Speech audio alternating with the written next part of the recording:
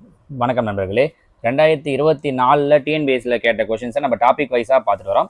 சைமல்டேனியஸாக என்ன பார்க்க போகிறோம் அப்படின்னா 2025 2025ல் டிஎன்பிஎஸ்சியில் நடந்த ஒவ்வொரு கொஷின் பேப்பராக எடுத்துக்கிட்டு அதில் என்னென்ன கொஷின்லாம் கேட்டிருக்காங்க, அதுக்கு எப்படி ஆன்சர் பண்ணுறது அப்படிங்கிறத இனி நம்ம தொடர்ச்சியாக பார்க்க போகிறோம். இதில் ஃபஸ்ட்டு நம்ம எடுத்துருக்கிறது பிப்ரவரி 8ஆம் தேதி, அதாவது 8/2/2025 அன்னைக்கு நடந்த ஸ்பெஷல் காம்படிட்டிவ் எக்ஸாமில் கேட்ட மேத்ஸ் கொஷின்ஸுக்கான ஆன்சர் கீயை பார்க்க போகிறோம்.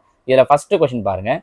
which of the following values cannot be a probability, அதாவது எது நிகழ்தகவாக இருக்க முடியாது அப்படின்னு கேட்டிருக்காங்க. நம்ம ஏற்கனவே ப்ராபபிலிட்டியை பற்றி ஒரு 5-6 வீடியோஸ் போட்டிருக்கோம். புக்கில் இருக்கிற கொஷின்ஸுக்கெல்லாம் எப்படி ஆன்சர் பண்ணுறது அப்படிங்கிறதையும் தனித்தனி வீடியோவாக போட்டிருக்கோம்.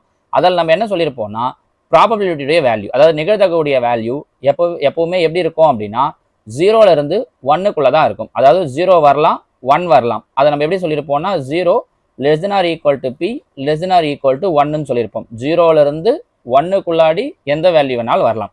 அப்போ கீழே இருக்க கொடுத்துருக்கிற வேல்யூவில் 0லேருந்து 1க்குள்ளே எதெல்லாம் வருதுன்னு பார்க்குறோம். இப்போ 20% என்ன அர்த்தம்?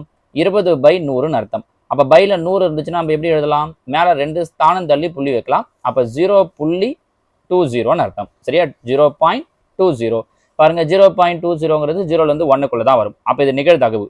ஆனால் அவங்க என்ன கேட்டிருக்காங்கன்னா cannot be, எது நிகழ்த்தக்கூடிய வேல்யூவாக இருக்க முடியாதுன்னு கேட்டிருக்காங்க.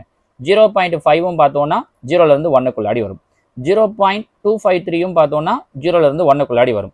ஆனால் 1.001 அப்படிங்கிறது மட்டும்தான் 0லேருந்து 1க்குள்ளே வராது. 1 விட அதிகம் பாருங்க. 1.001 அப்படிங்கிறது 1 விட அதிகம். அப்போ இதுதான் என்ன கிடையாதுன்னா நிகழ்த்தக்கூடிய வேல்யூ கிடையாது. ஸோ நம்மளோட ஆன்சர் ஆப்ஷன் டி 1.001. ஓகேங்களா?